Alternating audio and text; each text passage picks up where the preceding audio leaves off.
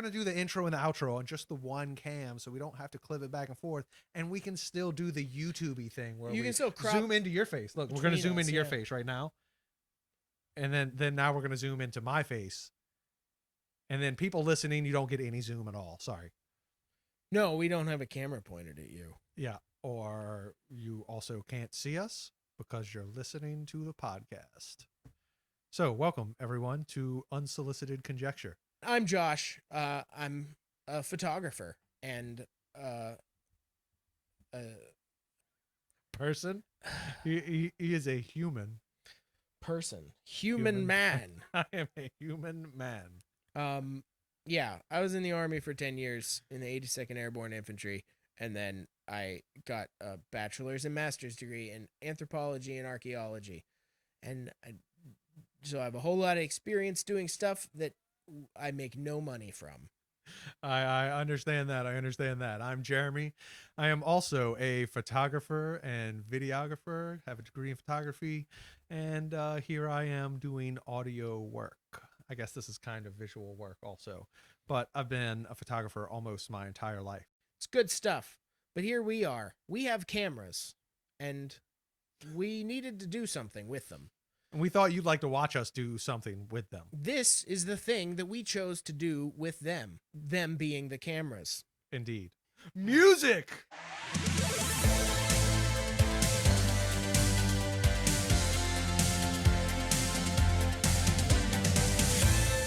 Recording.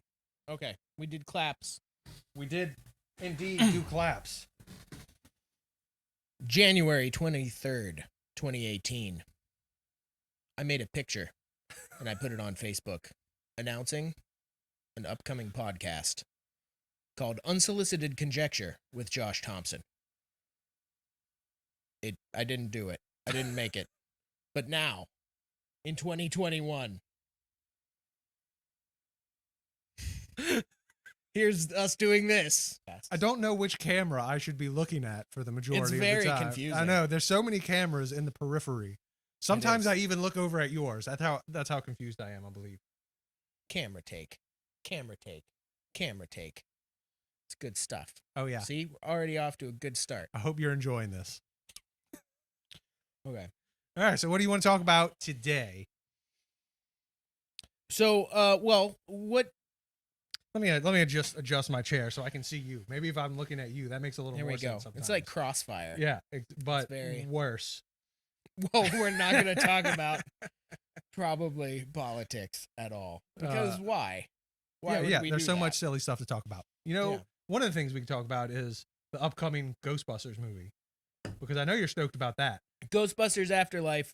Mm. I've been waiting for Ghostbusters 3 since Ghostbusters 2, as most of us have been. It's been a long, emotional ride waiting for that third movie to happen. What do you think about the preview? I know you've watched it. They've got the extended preview, the trailer, if you will. How do you feel about Paul Rudd being the main guy? I don't even think he's the main guy. I think Paul Rudd's going to be the Lewis Tully.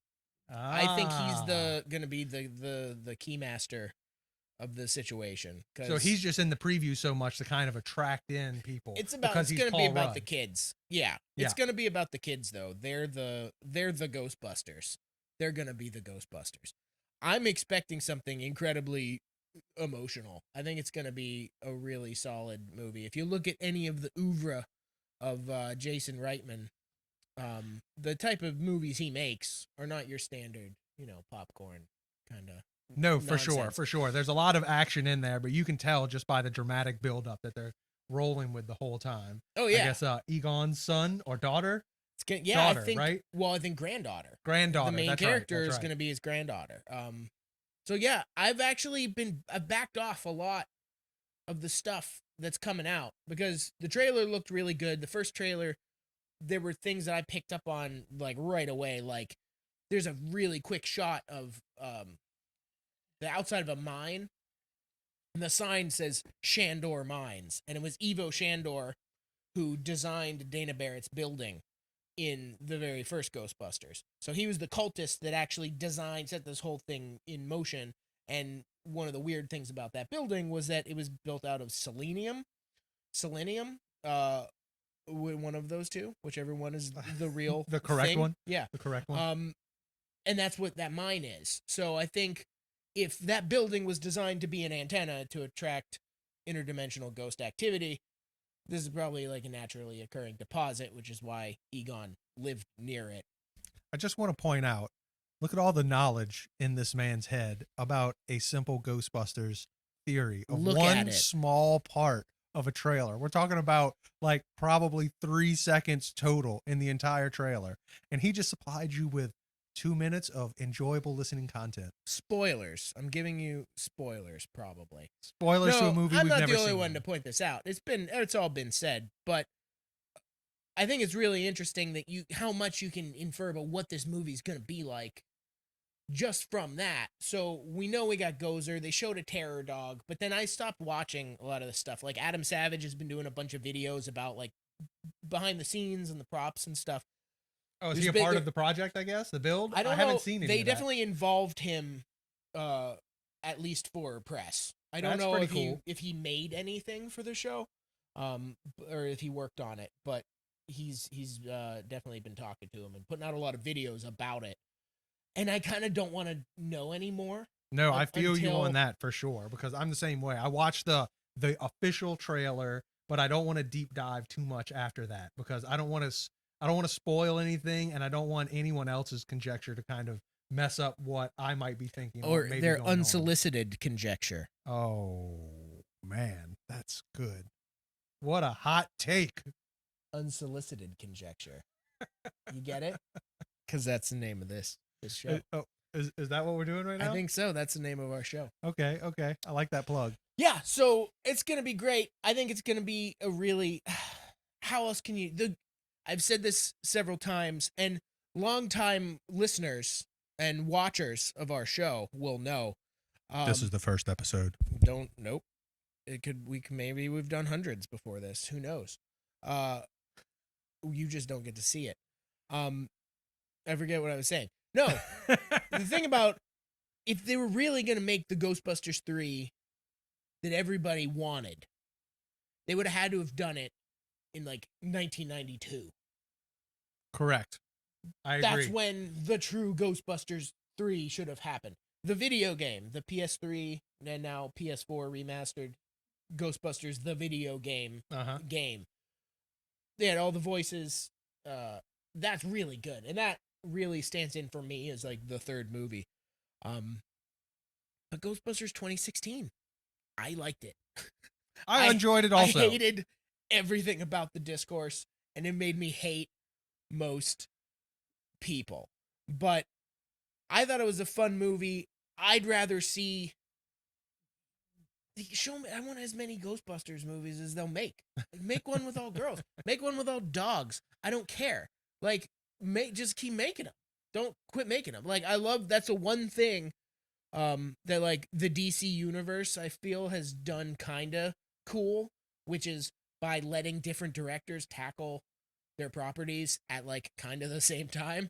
So you get a bunch of different Jokers all at once. You get the Joker movie, and then you also get the other Jokers. Yeah, like the Suicide Squad Joker. I want to see other people's takes on properties. You know, I want to see other interpretations. It's cool having the MCU and have everything be like one giant TV show that takes for sure 10 years to watch.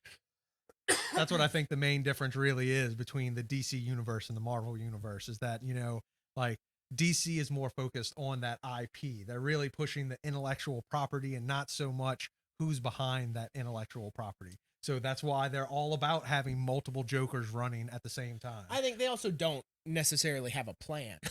I will also agree to that. I think there's a lot that they could be doing that, you know, you're going to get it. We're going to start seeing it with Marvel now too, especially with like the What If series and stuff like that. We're going to start getting alternate takes on, and that's what the whole Loki series was. How many different ways can you do Loki? Yeah, you know? That's true. And everything just seems to be getting bigger and bigger. I wonder if either of these timelines, like DC or Marvel, are going to kind of go back in time on any of these characters and make a small production movie like the initial Spider-Man was, or like any of those initial movies. The way it was so like more relatable to a real person and not necessarily this whole world-ending catastrophe that every movie seems to be about these days, like Well, the yeah, upcoming Flash. there's different scale, obviously, but generally that's how the comics work too. You have your street level superheroes, and then you have your cosmic level Avenger types who are um, stopping Thanoses and Loki's and other aliens and whatnot. Like Daredevil. Daredevil doesn't fight aliens. No, for sure. But when's You the know? last time Daredevil got a movie? Ben Affleck. Well, movie, yeah, but until there's tons. I mean, And there tons was the of Netflix rumors. series, which was really good, actually. Oh yeah, I enjoyed the Netflix I Daredevil liked series. most of those. Yeah. And I think he's coming back as Daredevil. Well, there's a good chance he might show up in Spider-Man: No Way Home. Okay. Because what we saw from Spider-Man, the last one, what was it called? Spider-Man Not Die Another Day. What was it? Spider-Man I don't Tomorrow remember. Never Far Dies. From Home. Far From Home. Far From Home, I think it was. They're all about home. He likes to be home. He's a spider. He's got a home web, his web. home nest. Web. Yeah, Far From Home. At the end, obviously, we see that his secret identity gets revealed to the public, and he's accused of a murder by the person that he supposedly murdered, aka Mysterio. So he's gonna need a lawyer, and who better than good old Daredevil? But who knows? Is he really going to need a lawyer, or is he going to do some Doctor Strangey and stuff? Well, there was a comic series. I forget the name of it. There was a comic series. We'll put it up on the this name. That's where he's going to put it. Unless, of course, you're just listening to this as a podcast. Yeah. Then you won't see what we're talking about right now at all. As a matter of fact, we'll just leave it up to your blind imagination. Just imagine whatever we're talking about. Yeah. But yeah, there was a series where Peter Parker. It was right after Civil War, the Civil War comics, and Peter Parker went to Doctor Strange because in the comic version, Tony got Peter to reveal his identity on national TV when he signed the equivalent of the Sokovia Accords. So after that, I think Doc Ock either killed or attempted to kill or almost killed Aunt May. And he realized that he done fucked up. So he went to Doctor Strange to try to put the proverbial cat back in the bag, which Doctor Strange helped with. It's so funny because he, like, the first movie, he was very cautious about, breaking the rules of time and stuff. But then And now, he's now just that kind there's of a like, I own multiverse, time. he's like, yeah, fuck it, why not? I've seen every future. I know how this works. Yeah. So he's this all is based in, comics, as with most of the MCU projects. So it'll be interesting to see how they do it, but I would definitely be on board for some Charlie Cox Daredevil in the MCU. I think him For and sure. John Barenthal Punisher need to be ported over. I don't think we necessarily need more Iron Fist. Jessica Jones was fine. Jessica Jones was all right. It was kind of, wasn't it the first Netflix kind of superhero show that they did, or was After Daredevil first? Daredevil was first, and Okay, then yeah. Jessica Jones. But that first season of Jessica Jones, She didn't even use powers, I don't think, the first season, well, right? that's kind of her thing. She's not trying to. Yeah, but like the the time. whole first season, you're like, what is her power? If you didn't know who Jessica Jones was. She's really strong and invulnerable type. Yes. But David Tennant was so good in that show, like as what Mr. Purple, the Purple Man, Purple. What's his name? I don't remember. I don't remember. See, and that's why you Mr. come Purple. here to us For the facts. for the straight dope. That's the straight facts. For more unsolicited conjecture. Yeah, but no, I just love David Tennant. He's the 10th Doctor. He's my favorite Doctor, and anything he's in, I'm on board. The microphones are live. We are back here at Unsolicited Conjecture with Josh and Jeremy. So, what's our next topic matter? Are we talking about Chris Pratt? Are we talking about books? Are we talking about real world stuff? Are we talking about Alec Baldwin? What are we talking about? Talking about the movie industry in general? Well, as much as it pains me, I don't know. You know what? I was thinking like we should talk about Chris Pratt, but also I don't I don't want to. No, I understand. I definitely understand not wanting I to talk don't about want to Chris talk Pratt. about him. I haven't wanted to talk about Chris Pratt in a lot of years, but for some reason he just keeps popping up. Like I said, he let me down in Infinity War when he threw a little baby temper tantrum and tried to punch Thanos and ruined everything. He made a whole other movie. None of that would have ever happened if Star-Lord wasn't a little bitch. And Accurate to life though, like Chris Pratt is like the new Jay Leno. Like, will he just go away? I don't know what he's becoming. He's becoming more machine than man. That's for sure. And you think about how far he's come from like Andy Dwyer on I Parks and Rec. know. Think about the original Chris Pratt meme with the face and how it's still everywhere. How he was just this chunky little hilarious sidekick kind of guy. Yeah, and then you see him get in shape and become Star-Lord, and it was fun. But yeah, then the first of all, Mario. No, why? Yeah. No, Well, like he's the Lego voice. I would have preferred Steve Tucci. How about anybody? Literally. Why? Like I mean, the Tooch is all over everything right now. Why not? Stanley Tucci? Sure. I mean, there's so many options for people who could do a good voice for Super Mario. No. Let's just pick the voice that sounds absolutely nothing like Mario to voice Mario. It isn't like his face is even in it. A Hawaiian surfer accent? What? Like? Yo, bro, I'm Mario. It's not. I was super excited about the whole rest of the cast. The whole rest of the cast sounded great, except Chris Pratt as Mario. It just doesn't make any sense, honestly. It makes no sense. And then you told me about Garfield. And then you find now he's Garfield too. He's also Chris Pratt will become the voice of everything. Why do we need more Garfield? Or Mario for that matter. I mean, are we done with reboots yet? Haven't we told? Like, isn't this constantly what society is telling these creators, that we're so tired of reboots in our society? Can't we just create something new?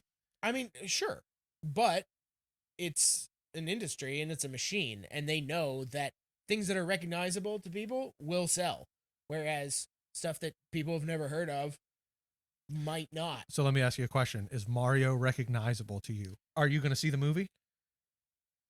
Yeah, exactly. My point. Will I see it? Sure, when Netflix brings it out, we'll watch it, or when you can see it on HBO Max, maybe. Yeah. But you're not going to go spend money in the theaters to see that. I still haven't seen the Sonic movie. Apparently that was good. Actually have not either. It's for free right now on HBO Max, and I still haven't watched it. I still haven't watched it. Yeah, I don't know why. Yeah. Video game movies, I just rather go play the game. I have my little Nintendo, the NES Classic and the SNES Classic that they released a couple years ago. Well, if you don't like the original Street Fighter movie, I think something may be wrong with you. Street Fighter's fun. And I like the original Mortal Kombat movie too. You see, video games, it's tough to do video game movies. Yeah, I agree. The experience of being the guy, the main person, the main character. Like, that's why some movies, like, there's a Fallout series now that's coming to Amazon, I think. They're doing the Fallout series. That'll be interesting, but, like, you try to do, like, Skyrim, the movie.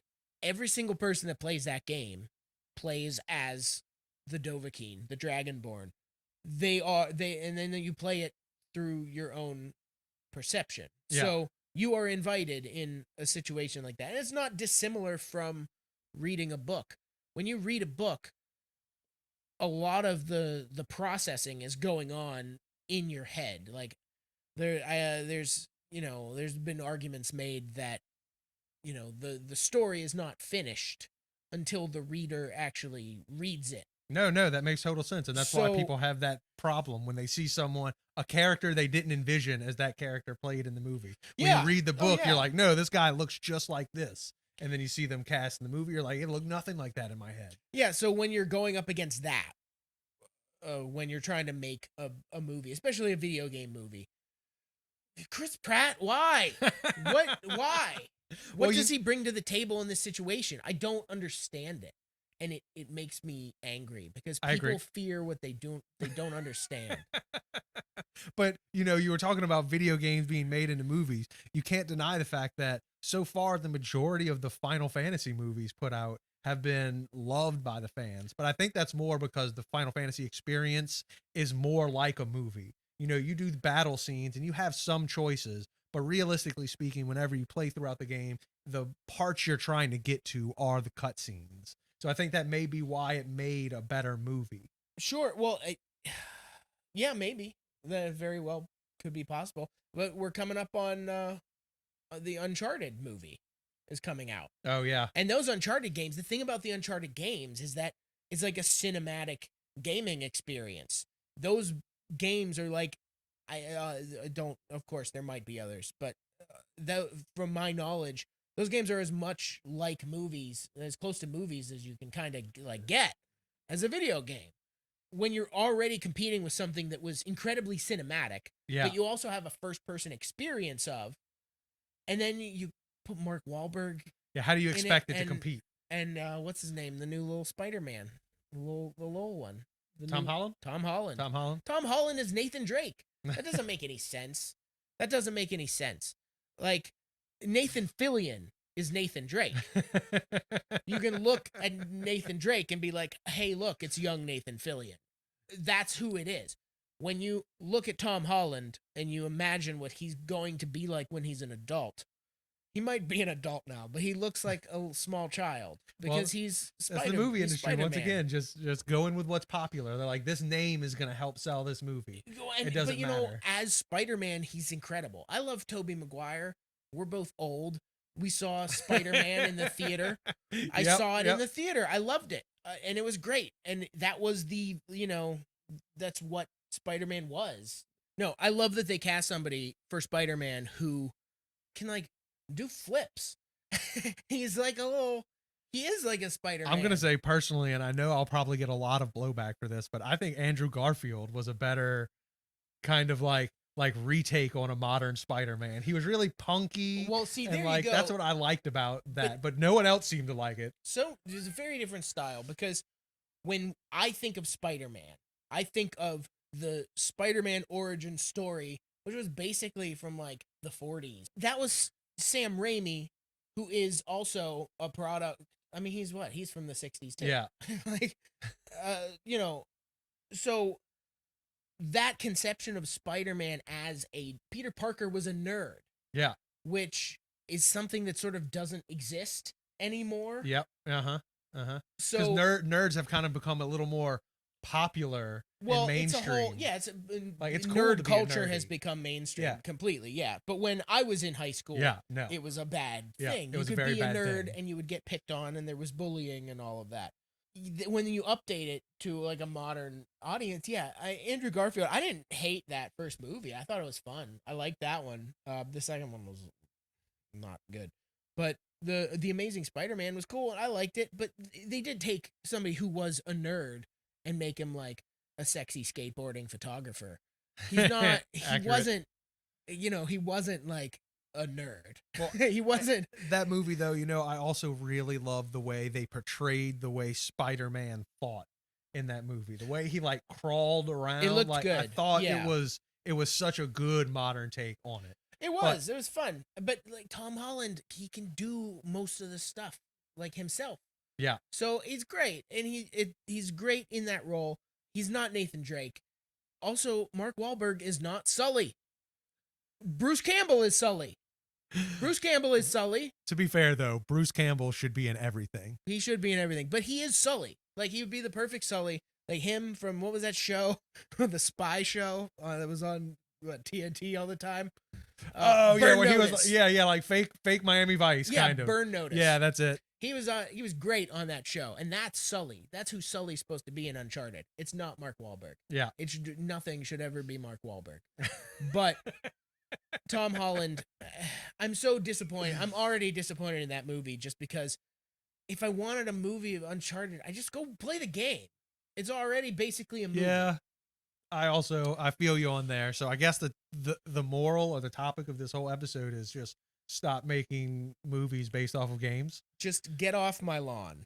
That's the moral of the story. If you're gonna make a movie about a game, make it Paperboy from Nintendo. How about think about what I want maybe before you go make your next movie? it makes me tired and sad when I think about that one. It makes me tired and sad when I think about Chris Pratt and how he's slowly becoming uh, every character. I don't see. I don't know if it's a No, he bad would thing or never. He's whatever. never He getting has no hired for his range. range. Yeah, exactly. Yeah. No, I know. He's no Keanu, that's for sure. Keanu does one thing. Some people do one thing and they do it masterfully.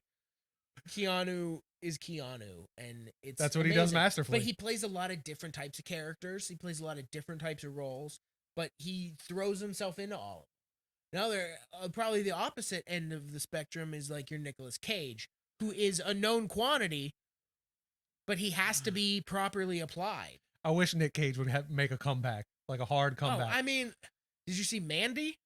No. Yo, you got to watch Mandy from 2019. Mandy is incredible. And then the last thing I saw him in was that movie where like he was in Thailand or the Philippines, hiring that guy to be his runner as he was like an assassin or something like that. I can't remember. Bangkok Dangerous. Bangkok Dangerous. That's what it was. Bangkok Dangerous. He's done some really powerful, some really like heavy duty performance horror movies in the last couple years. Oh, he yeah. did Mandy.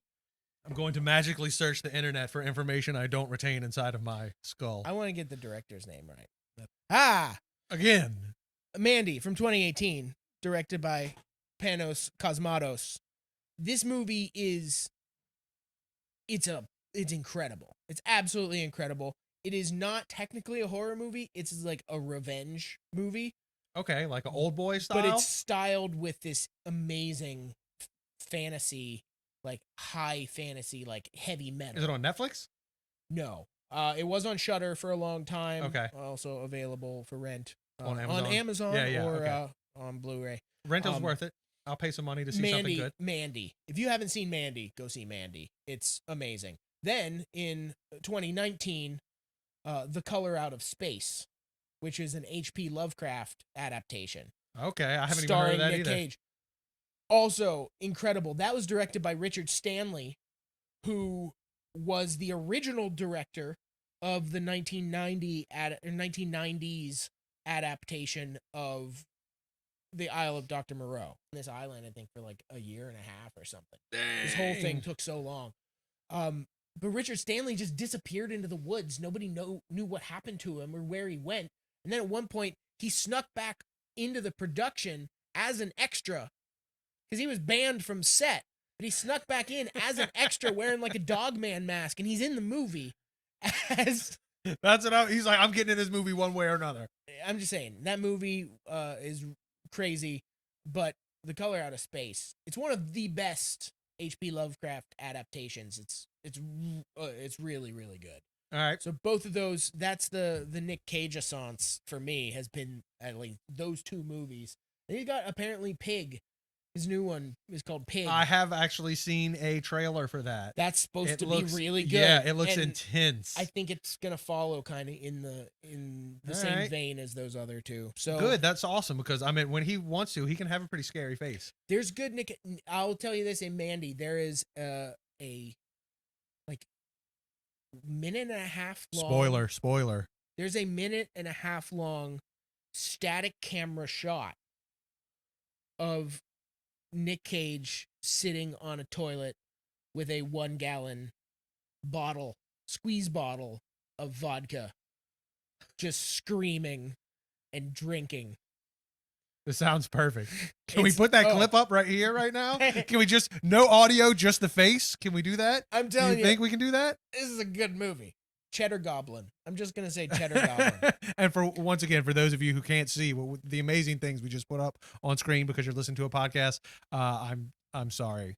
But yeah, Cheddar Goblin. And use code Cheddar Goblin for 15% off your first month at HelloFresh. No, we don't have a sponsor. But we could. If you want to send us money, HelloFresh, we will take it and we will sponsor you just like that. If for some reason you want us to talk about something you sell, as long as the code is actually Cheddar Goblin, we accept no other codes.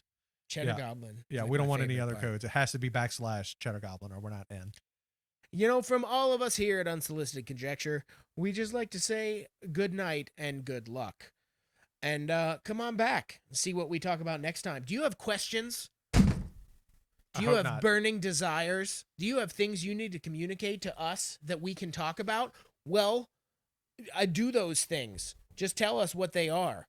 Reach out. Unsolicitedconjecture@gmail.com. Send us your questions. Send us your suggestions. Send us your deepest, darkest fears. And we will exploit them for our own benefit. You don't get to hear us anymore today. I see But them. please come back and I see watch the next time. lights.